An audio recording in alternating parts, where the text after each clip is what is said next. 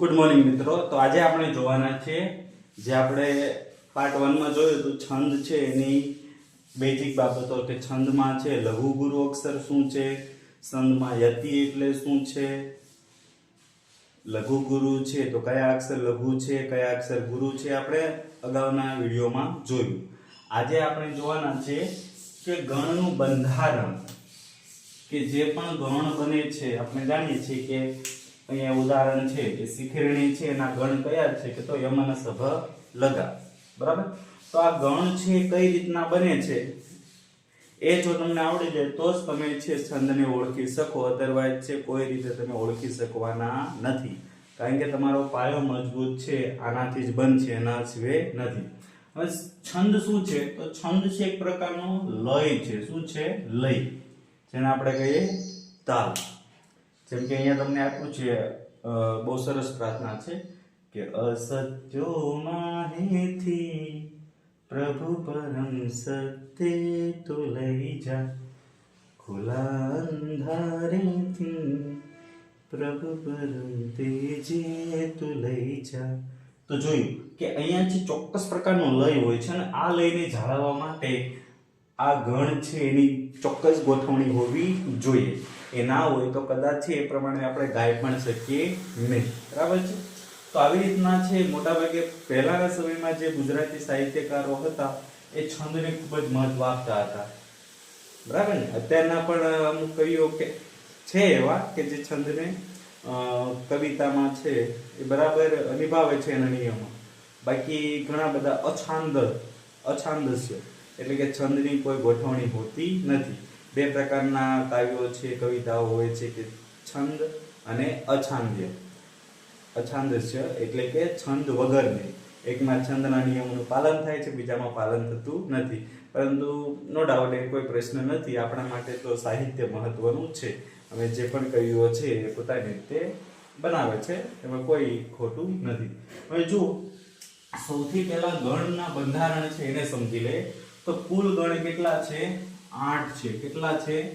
8 ગણ છે. કેટલા છે? 8. હવે તમે કહેશો સર અહીંયા તો તમે 10 લખ્યા છે, તો આ છેલ્લા છે એની ગણતરી કરવાની નથી.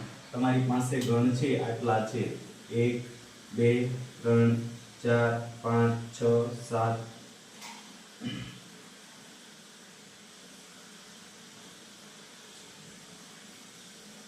એક લખવાનું બાકી રહી ગયો છે.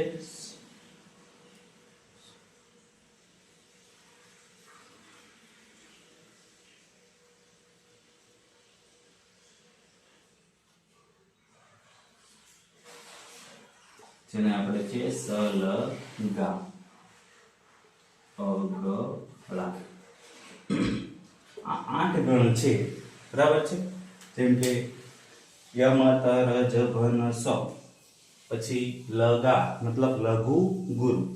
હવે જો કે આ રીતના તમે યાદ રાખવાની ટ્રાય કરશો તો કદાચ ભૂલી જશો. બરાબર છે. તો અમે આ ગણને યાદ રાખવા માટેની ટ્રીક છે એક સરસ મજાની. ચાલો વાર્તા આપણે કહીએ કે એક છોકરી હતી જેનું નામ શું હતું? યમા. તો યમા છે એને પોતાના કપડા પ્રત્યે, પોતાના જે ડ્રેસ છે એના પ્રત્યે બહુ લગાવ. ગમે ત્યાં જાય તો પોતાના કપડાને સ્વચ્છતા જાળવે, પોતાના કપડાનું ખૂબ ધ્યાન રાખે. ખાસ કરીને એ સમયે શું પહેરતી? જબ્બા, અથવા આપણે જભા કહીએ. બરાબર, જબ્બા પહેરતી. તો એકવાર બને છે એવું કે યમાના ઘરે શું લાગે છે? આગ લાગે છે. અને આગ લાગે છે એટલે બધું સળગી જાય છે. અને યમાને શું ગમતું હતું? પોતાના કપડા, જબ્બા. તો પછી એક દાદી આવીને માં છે પોતાના કપડા છે લઈને બેઠી હોય છે બહાર. તો દાદી આવીને પૂછે છે કે યમા તારા જભા ન સળગ્યા? ખ્યાલ આવે છે? યમા તારા જભા ન સળગા, કે એમાં તારા જભા ન સળગ્યા. બરાબર ને. તો આ રીતના તમારે 8 ગણ અથવા તો 10 બાબતો યાદ રાખવાની છે કે પેલો છે ય, પછી મા એટલે મ, તારા એટલે તર, જભા એટલે જભ, ન સ, પછી લ ગા. તો આવી રીતના છે આ 10 બાબતો યાદ રાખવાની છે. એના માટેની શોર્ટકટ છે તમને કીધી છે આ યાદ રાખવાનું છે કે યમાં તારા જભા ન સલગા, બરાબર છે. આટલું યાદ રાખશો એટલે આ શોર્ટકટ છે એના આધારે તમે આખું જે પણ બાબતો છે તમે ક્લિયર કરી શકશો. હવે જોઈએ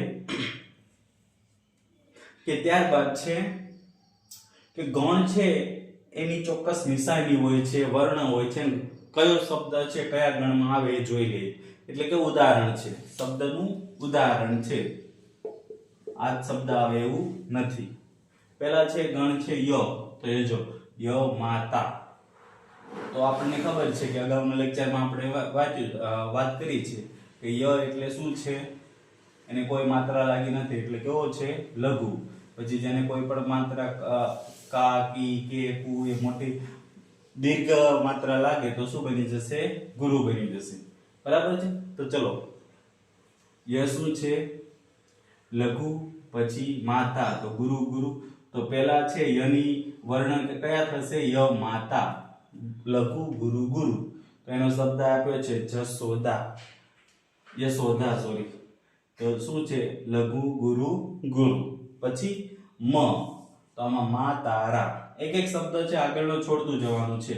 અહીંયાથી પૂરું થયું, અહીંયાથી ચાલુ થશે. ય છે યનો ગણની, યની પાછળના હોય એ યની ગણ. પછી મ અને મની પાછળનો હોય મ ગણ બને. ત અને તની પાછળ હોય ત ગણ બને, બરાબર છે. ત્રણ તમારે લેવાના છે. ગણ છે કેટલા શબ્દોથી બને, 3 શબ્દોથી બને છે. 3 શબ્દ છે એનાથી શું બને, ગણ બને છે. 3 શબ્દોનો સમૂહ એટલે કે ગણ. તો પહેલા ય માતા, આ છે, આ જ પેટર્ન આપણે જોવાના છીએ. પહેલા કઈ છે ય માતા. તો એમાં શું છે લઘુ ગુરુ ગુરુ. એનું વર્ણ છે ય માતા, ઉદાહરણ શબ્દ છે યશોદા. પછી બીજો છે માતારા. તો મ ગણ છે એનું વર્ણ છે માતારા, મતલબ બધા કેવા છે ગુરુ. તો માતાજી, બરાબર છે. પછી ત્રીજો છે તગણ. તગણના નિશાની છે જો, તગણ એટલે શું છે તારાજ, એટલે ગુરુ ગુરુ લઘુ. તો મહારાજ થઈ ગયા તગણ. પછી જોઈએ રગણ. રગણમાં જુઓ રાજભા, બરાબર છે. તો રાજભામાં જુઓ કે રાજભા, ગુરુ લઘુ લઘુ, ગુરુ લઘુ લઘુ નિશાની. પછી એનું શબ્દ છે આયસા, બરાબર છે. ત્યારબાદ પાંચમો છે જભાન. જભાન, તો એમાં આપણે જોઈએ જ એટલે લઘુ, ભા એટલે ગુરુ અને ન એટલે લઘુ. તો જના ગણ શું છે લઘુ ગુરુ લઘુ. સભાન ઉદાહરણ રૂપ શબ્દ. પછી ભગણ છે. તો ભગણના આપણે જોઈએ ભગણ છે એનું ભાનસ. ભા એટલે ગુરુ, પછી નસ એટલે લઘુ લઘુ. તો એનો આપણે શબ્દ જોઈએ ઉદાહરણ રૂપ માનસ. અહીંયા પણ પેલા શું આવ્યો ગુરુ, પછી લઘુ લઘુ. પછી ભ પછી છે ન. તો નસલ, મતલબ આ એવો ગણ છે જેમાં બધા અક્ષરો કેવા છે લઘુ છે, બરાબર છે. અને એની જો ઉદાહરણ રૂપ શબ્દ કયું છે ફસલ. એવી રીતના એક ગણ છે જેના બધા અક્ષરો કેવા છે, બધા વર્ણ કેવા છે ગુરુ છે. જેમ કે મ, મા તારા, મતલબ બધા કેવા છે ગુરુ છે. છેલ્લો 8મો ગણ છે સ. સ તો જુઓ તમે સલગા, કે સલગા એટલે લઘુ લઘુ ગુરુ. અને એનો શબ્દ છે અગળા અથવા અળગા. તો આશા રાખીએ છીએ કે આમાં તમને મોટા ભાગે છે બધું ખ્યાલ આવી ગયો હશે. ખાસ તમે 1-2 વખત છે આને જોઈ લેજો. એવું લાગે તો સ્ક્રીનશોટ પાડી લેજો, બરાબર છે. જ્યાંથી તમારે કંઈ લખવાની જરૂર પડે નહીં. અને જો નોટ આઉટ કરતા હોય, નોટ બનાવતા હોય તો બનાવી લેજો, કારણ કે શોર્ટકટ છે યાદ રાખવા માટે બહુ બેસ્ટ છે. ચલો હવે જોઈએ અક્ષરમેળ છંદ. તો અક્ષરમેળ છંદ શું છે? તો અક્ષરમેળ છંદ છે એની અંદર છે અક્ષરની ગણતરી થાય છે. માત્રામેળ છંદ હોય એની માત્રાની ગણતરી થાય. માત્રામાં શું છે અહીંયા સમજાવી દઉં કે માત્રાની ગણતરી એટલે શું થાય. જુઓ કે આ ગુરુ અક્ષર છે તો એની 2 માત્રા, લઘુ અક્ષર છે તો એની 1 માત્રા. બરાબર. આવી માત્રાની ગણતરી થાય તો કેવા છંદ બને છે? માત્રામેળ છંદ બને છે. પણ અહીંયા છે શેની ગણતરી થશે? અક્ષરની ગણતરી. ખાસ કરીને આમ જોવા જઈએ તો 25-27 છંદ છે બધા થઈને, અક્ષરમેળ, માત્રામેળ, રૂપમેળ કરીને. પરંતુ આપણે સારું છે એક્ઝામમાં બધા પૂછાતા નથી. આપણે એવા જ છંદની વાત કરવાના છીએ કે જે અહીંયા પૂછાય છે. તો સૌથી પહેલો અગત્યનો છંદ છે શિખરીણી અથવા શિખરણી. તો એમાં સૌથી પહેલું કે આ છંદ છે એ શિખરણી છે એટલે એના માટે સૌથી પહેલા તમારે શું એનું જોવાનું છે? અક્ષર. કે શિખરણી છંદ છે એમાં કઈ બાબત આવે? તો 3 બાબત યાદ રાખવાની છે. પહેલું 17 અક્ષર આવવા જોઈએ, ગણ કયા આવવા જોઈએ? યમ ન સભ લગા. પછી દર છઠ્ઠા અક્ષરે શું આવવો જોઈએ? યતિ આવવો જોઈએ. યતિ એટલે કે વિરામ, અલ્પ વિરામ. બરાબર છે? પૂર્ણ વિરામ નહીં, થોડો આરામ લઈએ. જેમ કે અસત્યો માહિથી, તો આ છઠ્ઠા અક્ષરે શું આવ્યું છે? વિરામ એટલે કે યતિ આવ્યો છે. યાદ રાખજો, યતિ એટલે અહીંયા શું છે? વિરામ છે. તો 3 શિખરણી છે એને યાદ રાખવા માટે 17 અક્ષર, ગણ છે યમન સભ લગ. હવે 17 અક્ષર કઈ રીતના થાય? જો એક ગણમાં કેટલા અક્ષર હોય? એક ગણ છે એમાં કેટલા અક્ષર હોય?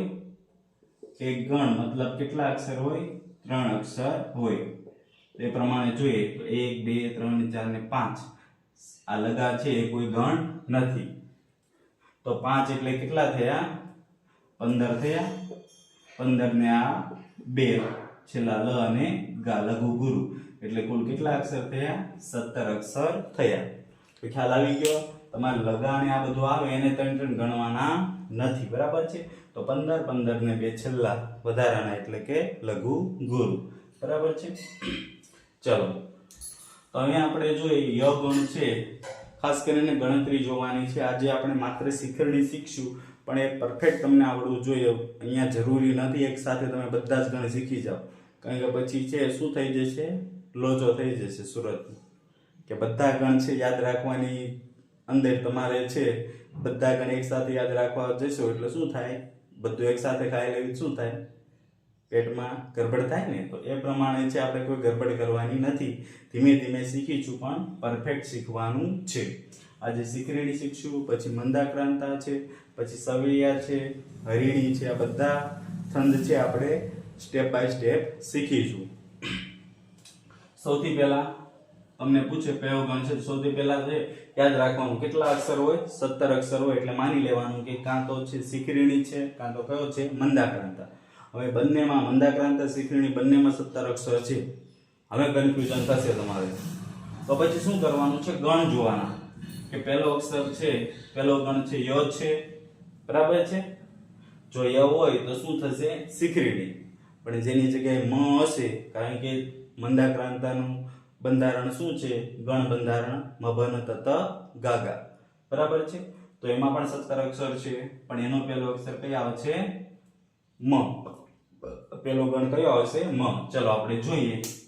છઠ્ઠા અક્ષરે યતિ આવશે. આ 3 બાબતો જો તમે યાદ રાખી લો, 17 યમના સવા લગા, છઠ્ઠા અક્ષરે યતિ, તો છે કયો ગણ બનશે? શિખરણી છંદ બનશે. ચલો હવે આપણે છે બધા શબ્દોને 3 ભાગમાં ડિવાઈડ કરી નાખીએ. કેમ ડિવાઈડ કરીએ છીએ આપણે?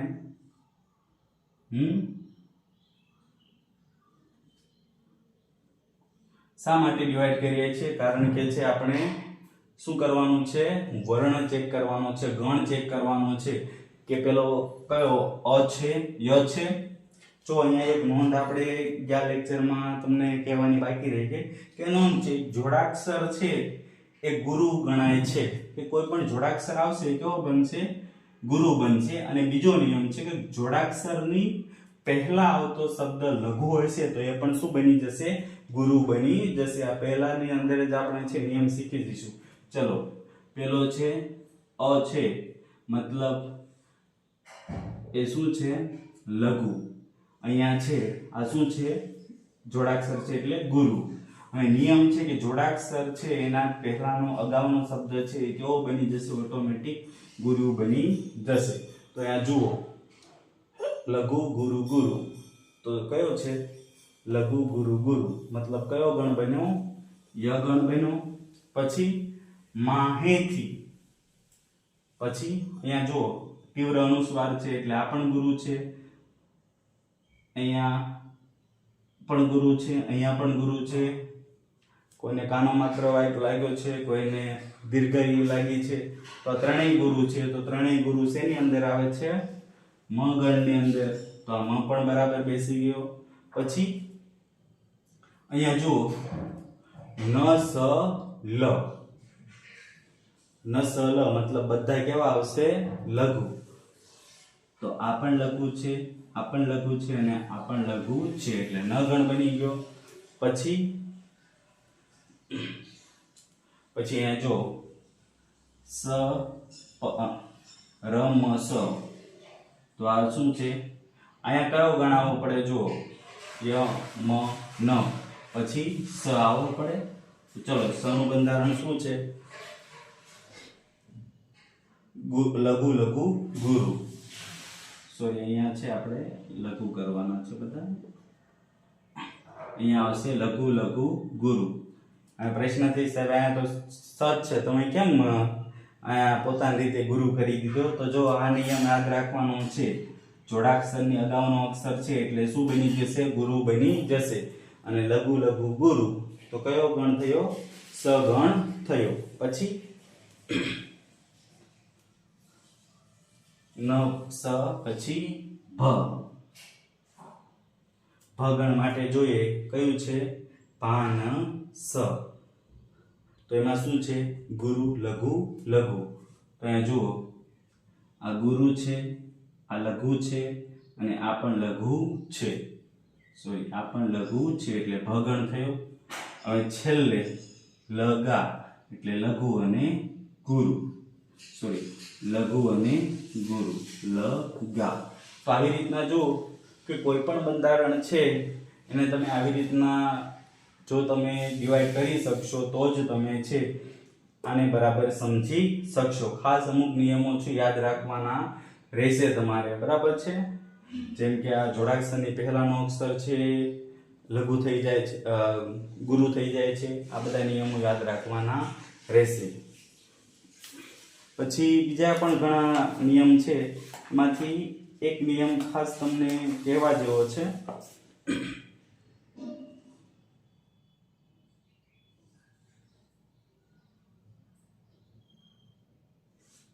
કે ખાલી અહીંયા જો તમને એમ થયું સાહેબ અનુસ્વાર આવ્યો, પણ અનુસ્વારમાં તમે કહ્યું છે કે મંદ છે, પછી છંદ છે, તો આ બધા ગુરુ છે. તો મેં વાત કરી કે તીવ્ર અનુસ્વાર કે બહુ તીવ્ર એના ઉપર ભાર આવે તો જ એ ગુરુ બને છે. અહીંયા પરમ સત્ય તું લઈ જા, તો અહીંયા તીવ્ર અનુસ્વાર નથી એટલે ખાસ યાદ રાખવાનું છે કે તીવ્ર અનુસ્વાર આવવો જોઈએ. તીવ્ર અનુસ્વાર નથી તો પછી છે બની શકશે નહીં. ત્યારબાદ જોઈએ બીજું પણ એક ઉદાહરણ છે આપણી પાસે. તમે વારંવાર એ શબ્દ સાંભળ્યો પણ હશે કે અમારા એ દાદા વિપુલ વડના. ચલો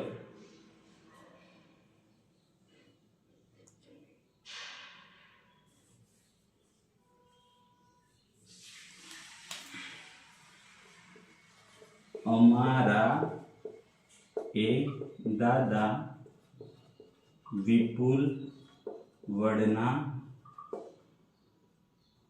ઝુંડ સરખા.